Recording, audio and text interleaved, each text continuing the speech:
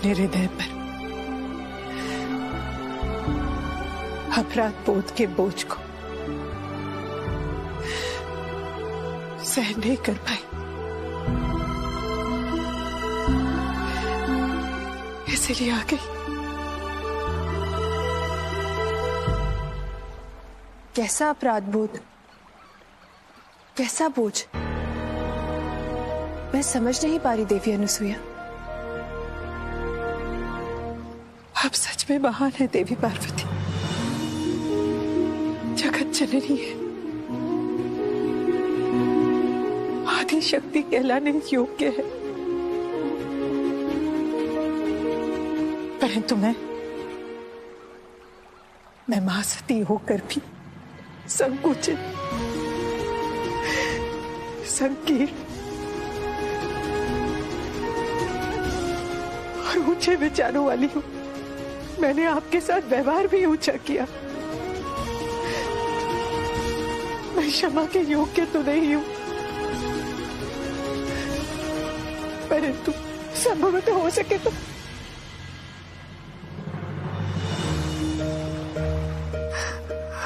नहीं, इसकी कोई आवश्यकता नहीं। कुछ कर्मों, क्रियाओं और वाक्यों का निर्धारण व्यक्ति नहीं करते, समय और परिस्थितियां करती हैं। नहीं देवी पार्वती, मैंने आपके साथ जो किया है वो अनुचित था। मुझे नियंत्रण में रहना चाहिए था। देवी अनुसुईया, आपकी बातों का मुझे लेश मात्र भी दुख नहीं है। आप स्वयं को आहत क्यों कर रही हैं?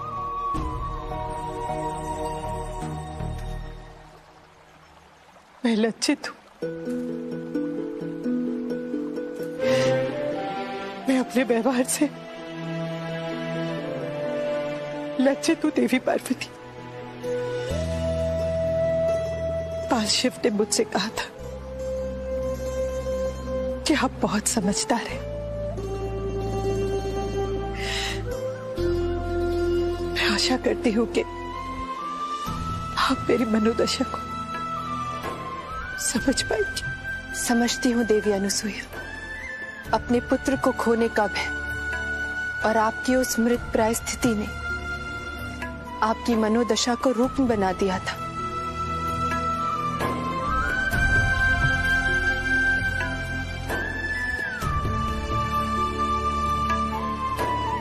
तो मैं समझूंगी आपने मुझे क्षमा कर दिया। देवी अनुसुईया, मेरी दृष्टि में आप दोषी नहीं हैं।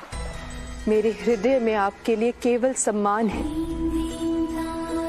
आपका व्यवहार मेरे लिए महान अपमान से परे है।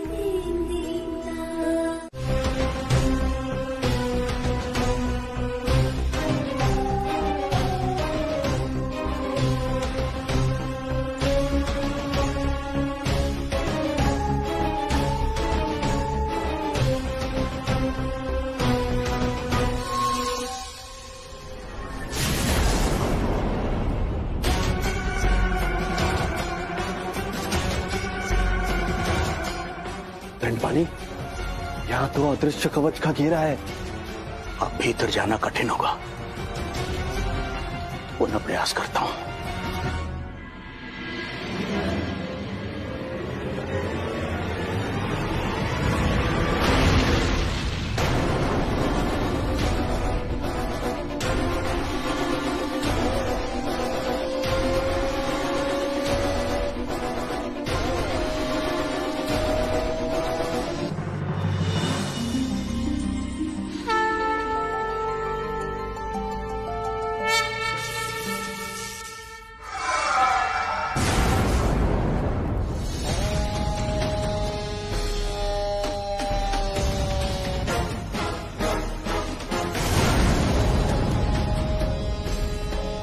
यहां भी वही अवरोध। इसका अर्थ है दोनों घरों को अदृश्य कवच से रक्षित किया गया है।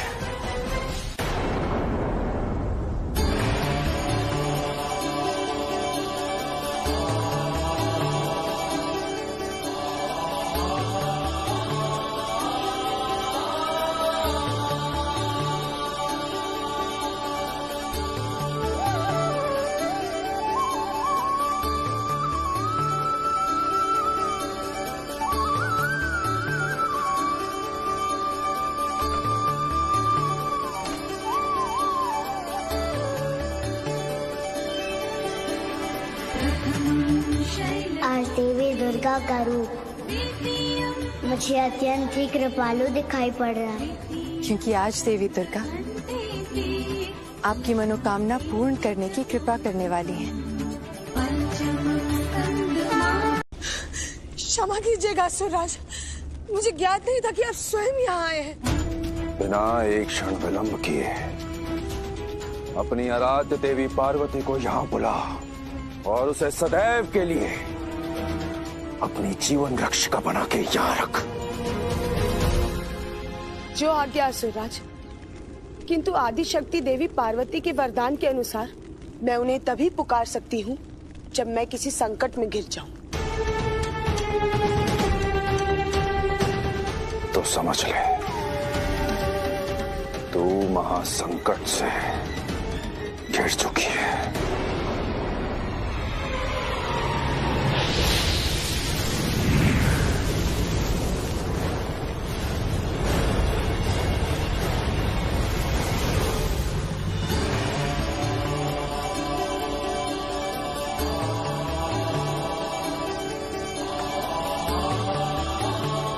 नवरात्रि का ये 9वां दिन माता सिद्धिदात्री का दिन होता है। सर्व सिद्धि प्राप्ति का दिन, माता से मनोकामना पूर्ति हेतु आशीर्वाद प्राप्त करने के लिए हवन करके नवरात्रि के व्रत की पूर्णाहुति की जाती है।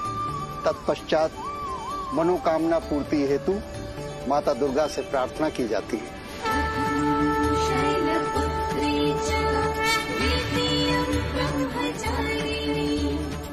आइए अब हवन प्रारंभ करते हैं।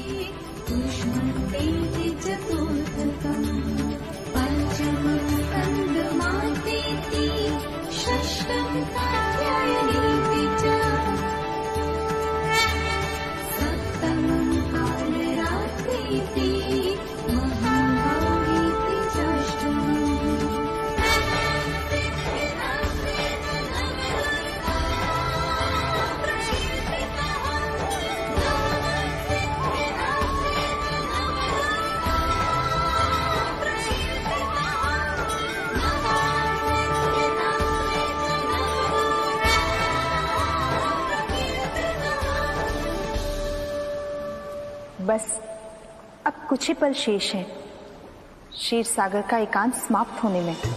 हाँ बहन, क्षीर सागर के साथ साथ ब्रह्मलोक और कैलाश का भी संसार पहले जैसे संपूर्ण हो जाएगा।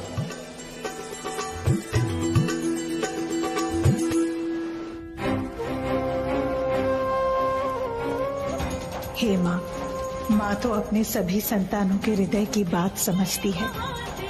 मेरे मन के भावों को भी आप भली भांति जानती होगी। आपसे बस यही प्रार्थना है, मेरी कामना पूर्ण करके एक माँ को विजय करा देना। संसार को ये बता देना कि एक माँ का ही संपूर्ण अधिकार उसकी संतान पर होता है, अन्य किसी का नहीं। हे करुणामयी देवी दुर्गा, आपके चरण कमल की पूजा करके सारा संसार सुख को प्राप्त करता है, अपनी मनोकामनाओं की पूर्ति करता है। आज आप देवों के देव महादेव पर भी अपनी करुणा और दया की वृष्टि कीजिए, ताकि सृष्टि को उनके देव मिल जाए और मुझे मेरे महादेव मिल जाए। देवी पार्वती, मेरी रक्षा कीजिए, मेरी रक्षा कीजिए। ये तो मेरे भक्त की पुकार है। देवी पार्वती, मेरी रक्षा कीजिए, मैं संकट में हूँ। देवी पार्वती, मेरी रक्षा कीजिए। आपकी भक्त दारुका आपको पुकार रही है, आकर मेरी रक्षा करने का अपना वचन निभाइए। देवी पार्वती, अपने भक्त की रक्षा कीजिए। इस समय मेरी भक्त दारुका पर आए संकट ने मुझे संकट में डाल दिया। यदि हवन बीच में छोड़कर गई तो मेरे साथ साथ बाल शिव की पूजा भी खंडित हो जाएगी। क्या करूं? ये कैसी दुविधा उपस्थित हो गई। देवी पार्वती, मुझे इस संकट से मुक्त करिए। आपने मुझे वरदान दिया है, संकट के समय में मैं जब भी आपको पुकारूं, आप अपने सारे कार्यकलापों को छोड़कर मेरे पास चली आएंगी। आइए देवी पार्वती, मेरी पुकार सुनकर चले आइए।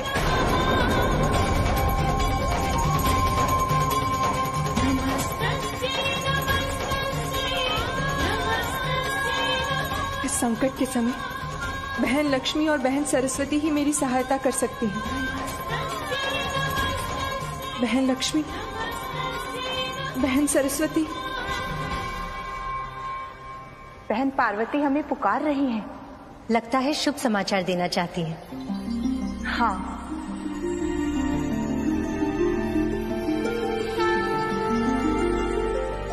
हाँ बहन पार्वती, पूजा निर्विघ्न पूर्ण होने की बधाई हो।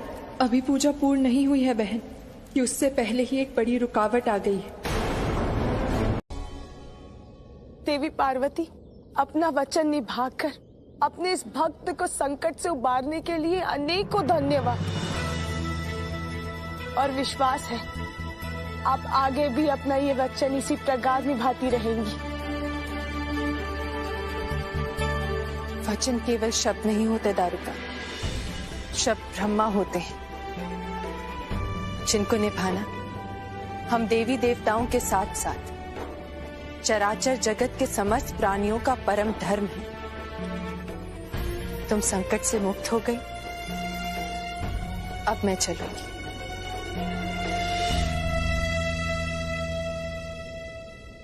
नहीं देवी पार्वती,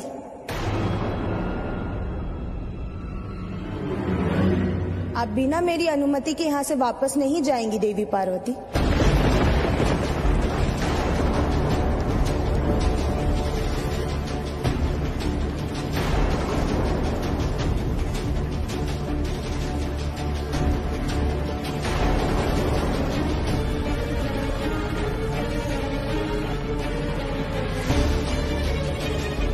ये आपके वरदान का ही अंश है।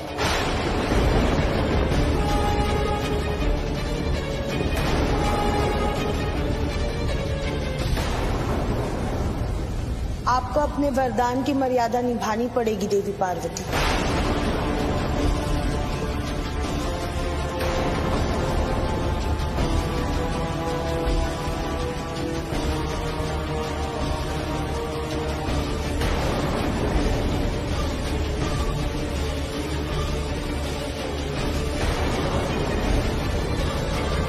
ये तुमने क्या किया बहन पार्वती? जिस शब्द ब्रह्म के बंधन से स्वयं मेरे महादेव बंधे हैं, उसी का मान रखा है। ये कैसा अनर्थ कर दिया बहन तुमने? अनर्थ तो तभी हो गया था जब मैं पूजा के बीच से उठकर यहाँ आई थी। अब वहां लौटकर भी कोई लाभ नहीं होगा। बाल शिव की पूजा खंडित हो चुकी है।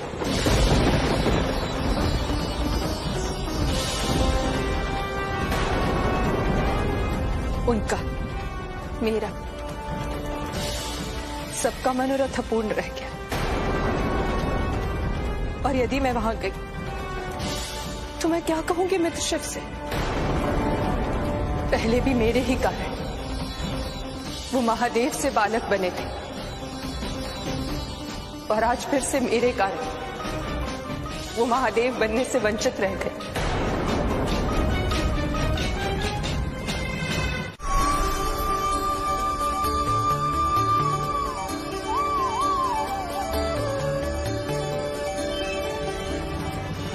मैं आपके व्रत से प्रसन्न हुई सत्य अनुसुईया। आज सर्व सिद्धि प्राप्त होने की पवित्र नवमी तिथि है। मांगिए, आपकी जो कामना है मांगिए। माँ, मेरी केवल एक कामना है, मुझे आशीर्वाद दीजिए माँ कि मेरी ममता की जीत हो और मेरे पुत्र सदा मेरे पास ही रहे। मैं आपको ये आशीर्वाद नहीं दे सकती सत्य अनुसुईया। क्यों माँ? आप तो सिद्धिदात्री हैं। जिनकी शक्ति के कारण मैं सिद्धिदात्री बनी हूँ वो त्रिदेव आपके पुत्र हैं और सदा उनके बालक बने रहने का आशीर्वाद देना मेरी सामर्थ्य के बाहर है। मेरा सृजन उन्होंने संसार के कल्याण के लिए किया है, इस नाते मैं उनकी इच्छा से बंधी हूँ। ऐसा आशीर्वाद देकर मैं उनको अपनी इच्छा के अधीन नहीं बांध सकती सत्यानुसुईया। अर्थात मेरे पुत्रों मुझे छोड़कर चले जाएंगे माँ। इस नश्वर संसार में कुछ भी चिर स्थायी नहीं है, यहाँ तक कि अपना शरीर भी नहीं। फिर नश्वरता से कैसा मोह? मेरे पुत्र मेरे शरीर नहीं है माँ, मेरे प्राण है और प्राणों के दूर चले जाने से मुक्त प्राणियों को भी दुख होता है माँ। कोई तो उपाय होगा माँ कि मेरे पुत्र सदा मेरे पास ही रहे। यह संपूर्ण सृष्टि महादेव की इच्छा से संचालित होती है सती अनुसुईया। महादेव की इच्छा थी, इसलिए त्रिदेव बालक बने। जब उनकी इच्छा होगी वह वापस त्रिदेव बन जाएंगे। परंतु निराश मत होइए, आपके लिए एक शुभ समाचार है।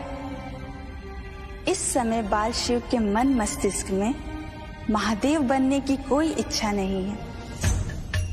उनकी इच्छा आपके पुत्र बनकर आपके साथ ही रहने की है।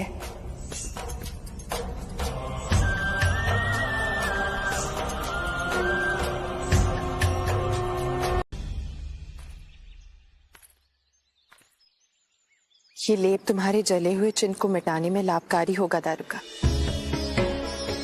इसके प्रयोग से तुम शीघ्र ही पूर्ववत हो जाओगी।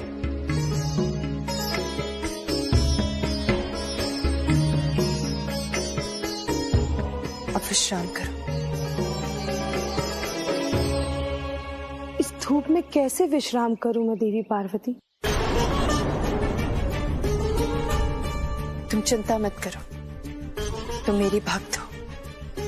भले ही मेरी इच्छा अधूरी रह जाए, परंतु तुम्हारी नहीं रहेगी। मैं तुम्हें दुखी नहीं होने दूंगी, भले ही मैं स्वयं चलती रहूं दुख की अग्नि में।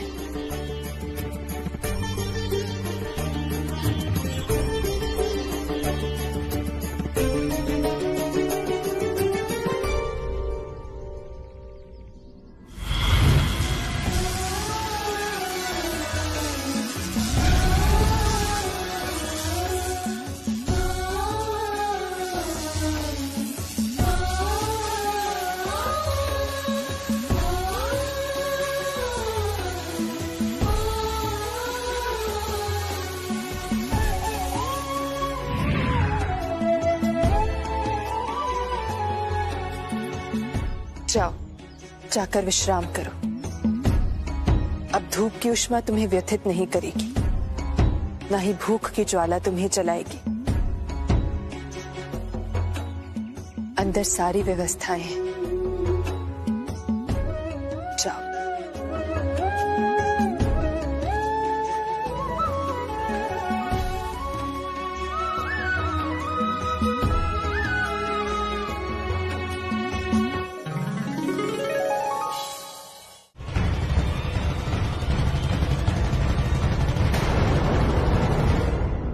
महादेव, इसने तो देखा भी नहीं। वो नहीं देखेगा पार्वती। द्रवित मत हो, तुम्हारे सारे प्रयास विफल हो जाएंगे। नहीं महादेव, मेरे प्रयास विफल नहीं होंगे। आपने मार्ग के किनारे पर स्वर्ण मुद्राएं रखी, इसलिए उसने नहीं देखा। इस बार आप सामने रखना, वो अवश्य देखेगा और उठा भी लेगा।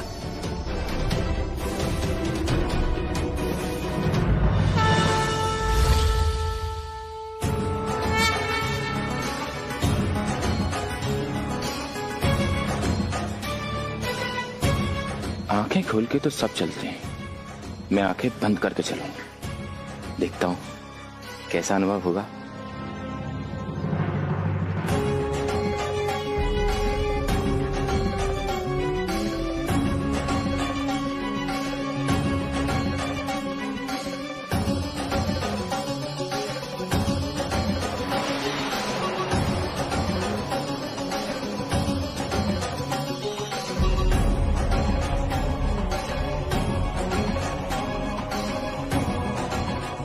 इस बार भी आगे चला गया। गिरजा, किसी के भाग्य को हम त्रिदेव भी नहीं बदल सकते हैं। धन उसके भाग्य में है ही नहीं। यदि होता तो दो बार देने के उपरांत भी वो उसे छोड़कर आगे नहीं बढ़ जाता।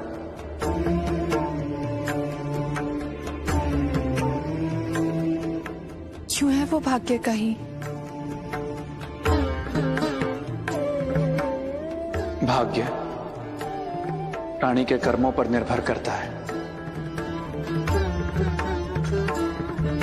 इस जागतिक संसार में हम कभी भी एक पथ पर एक जैसे नहीं रह पाते। कभी विचार तो कभी दायित्व हमें अलग अलग दिशाओं में ले जाता है और हमसे अलग अलग कर्म करवाता है, जो अंततः हमारे भाग्य का निर्धारक होता है। ये बात आप मुझे समझा भी तो सकते थे ना?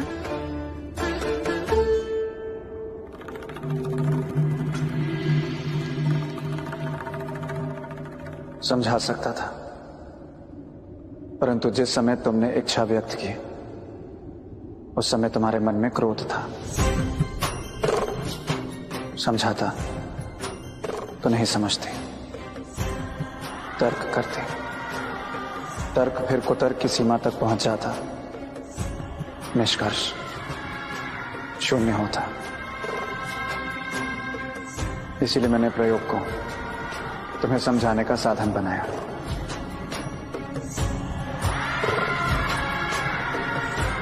मैं मंदबुद्धि नहीं हूं महादेव। नारायण से ही कहते हैं। और आज विवाहित होने के बाद मुझे भी इस बात का आभास हो रहा है कि पत्नी से जीतना कठिन ही नहीं, असंभव है। यदि पत्नी से जीतना सहज हो जाएगा महादेव, तो पत्नी का महत्व कम नहीं हो जाएगा। और भला त्रिदेव क्यों चाहेंगे कि उनकी पत्नियों का महत्व कम हो? कदापि नहीं चाहेंगे। सत्य कहा था आपने महादेव। हम चाहकर भी इस जागतिक संसार में सर्वदा एक सा नहीं रह सकते।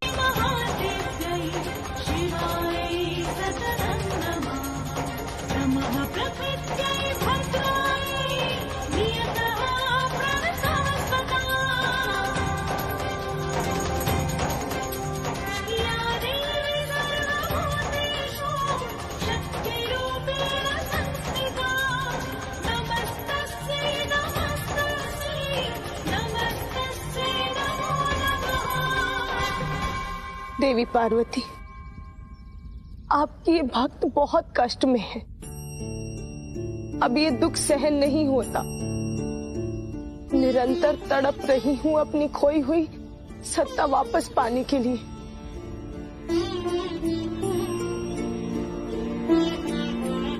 जिस तरह आप तड़प रही हैं।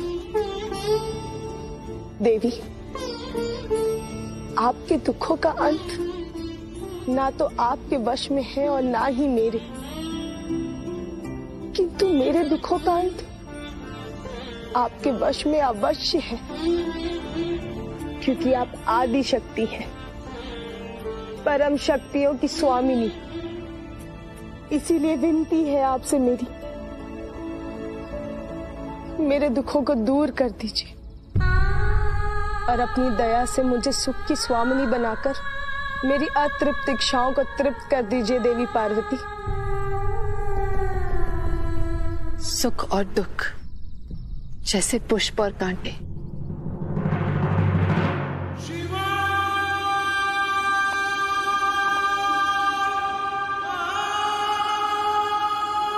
प्रभु, आपके चेहरे पर एकांत में भी एक स्मृत मुस्कान रहती है। प्रसन्नता आंतरिक होनी चाहिए नंदी,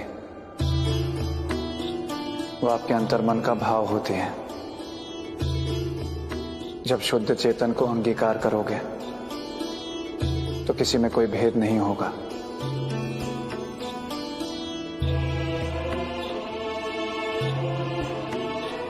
जो भेद है उसकी प्रसन्नता ऐसी ही होनी चाहिए। महादेव। माता प्रणाम। माता। महादेव, ये बात बहुत उचित प्रतीत नहीं होती। मैंने तो पृथ्वी पर यही देखा है कि जो व्यक्ति पहले से स्वयं दुखी है, आप उसे और अधिक दुख देते हैं, और जो सुखी है आप उसे दुख देते नहीं हैं। भेद तो है ना महादेव?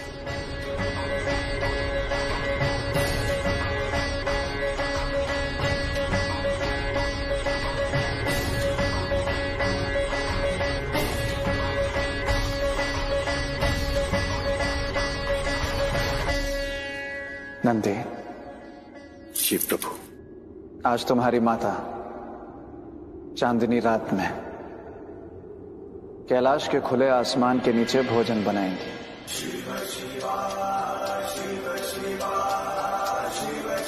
क्यों गिरजा, बनाओगी ना?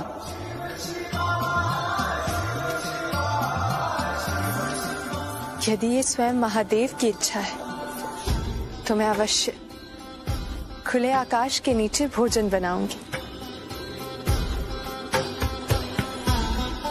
नंदी,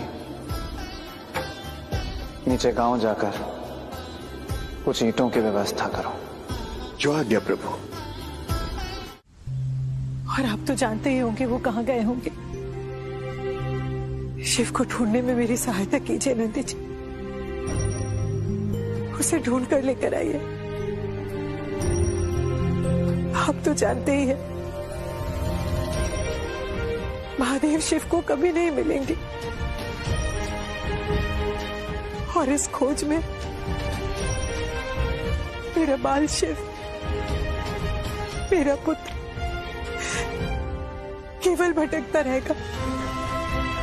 उसकी ये खोज कभी पूरी नहीं होगी नंदी जी।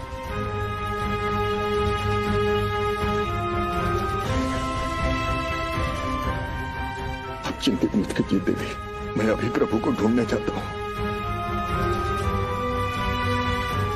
बल्कि उनको अपने साथ लेकर आएंगे। अब हमें आज्ञा दीजिए देवी। माता, मुझे भी आज्ञा दीजिए, मैं भी मित्र शिव को ढूंढने जाऊंगा।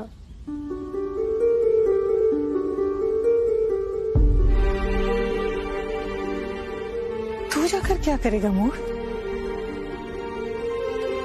तू भी बालक है। नंदी जी जा रहे हैं ना, नंदी जी शिव को ढूंढ कर लेकर आएंगे मूर्ख। नहीं माता, मुझे मत रोकिए। मैं शिव का मित्र हूँ, अभिनव मित्र, और मित्र का धर्म है मित्र के प्रतीक सुख दुख में साथ खड़ा रहना।